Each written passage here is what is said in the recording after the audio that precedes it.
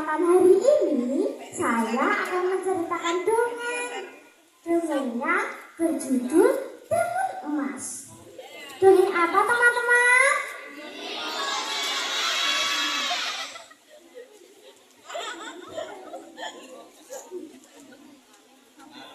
Pada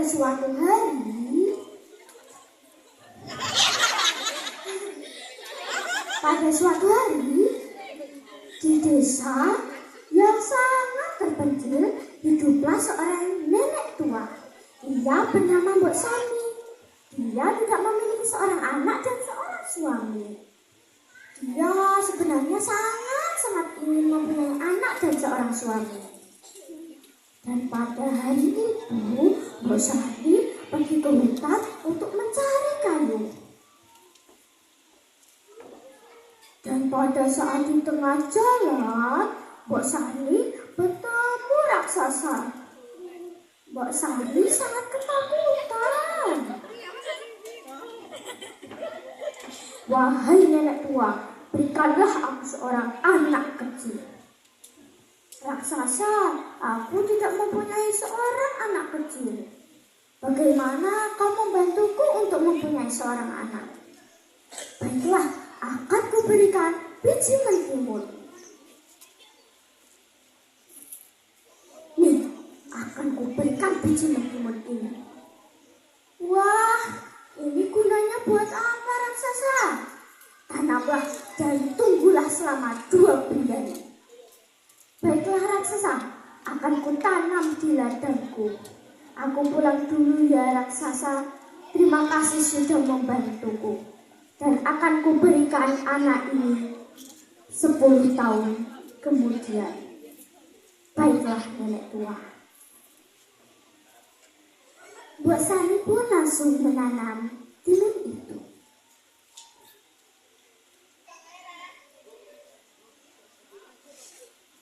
Ini kira-kira tumbuh besar gak ya?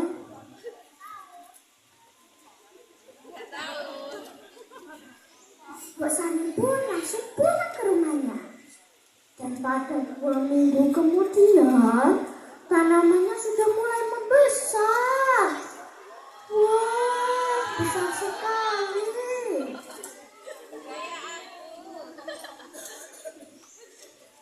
Dan pada saat yang ditunggu-tunggu, timun itu tumbuh dengan lebat dan sangat besar.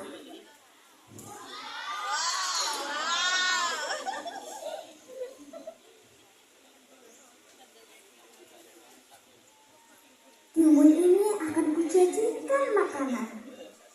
Makanan apa ya? Tumis mentimun. Oke, akan ku pergi ke dapur. Akan ku belah timun ini.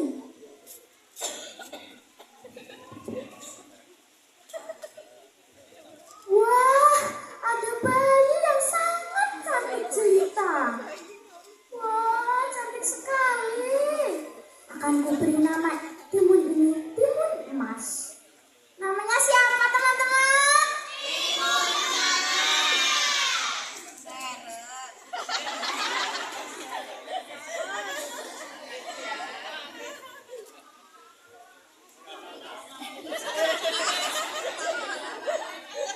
Dan pada 2 tahun kemudian, raksasa datang ke rumah Mbok Sani.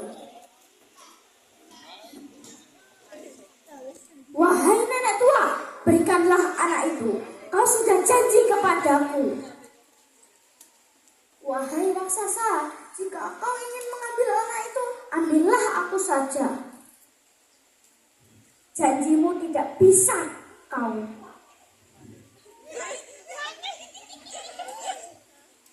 Janjimu tidak akan bisa kau lewati. Raksasa, tunggulah 3 tahun kemudian lagi. Baiklah, akan ku datang 3 tahun kemudian lagi. Dan pada malam harinya, Timun Emas pergi ke petapa untuk mengambil biji-bijian. Pak petapa, bantulah saya akan dimakan oleh raksasa. Baiklah, akan saya bantu. Akan kuberikan 3 biji-bijian ini. Jika kau dikejar raksasa, sebarkanlah biji ini satu-satu. Baiklah Pak Petapa, terima kasih ya. Iya, timun emas. Pada saat 3 tahun kemudian, timun emas pun beranjak dewasa.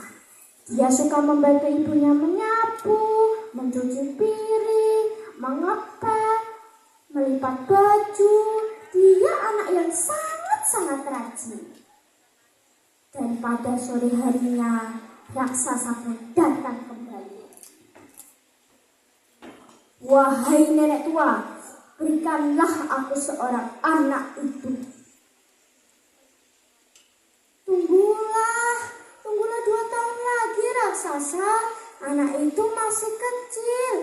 Ia masih berumur 5 tahun. Kau sudah ingkar janji selama 5 tahun ini. Akan ku cari anak itu. Raksasa pun masuk ke rumah Mbok Sari.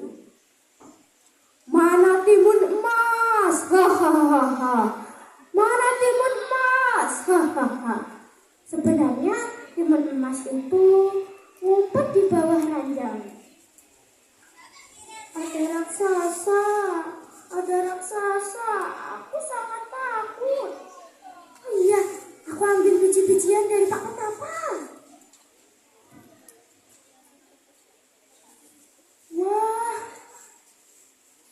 akan kuledek raksasa itu. Raksasa kejar aku. Kamu di situ ternyata. Akan ku kejar. Timun emas pun keluar rumahnya. Kejar aku. Dia pun menyebar 1 biji. Wah, raksasa terikat. Tolong, aku terikat. Raksasa pun dengan sekeras tenaganya, akhirnya kebuka. Mana anak itu? Wah, itu. Dikejar lagi aku. Bijinya pun yang kedua kalinya dilempar. Wah, jadi lautan air. Hahaha. Aduh, aku susah jalan.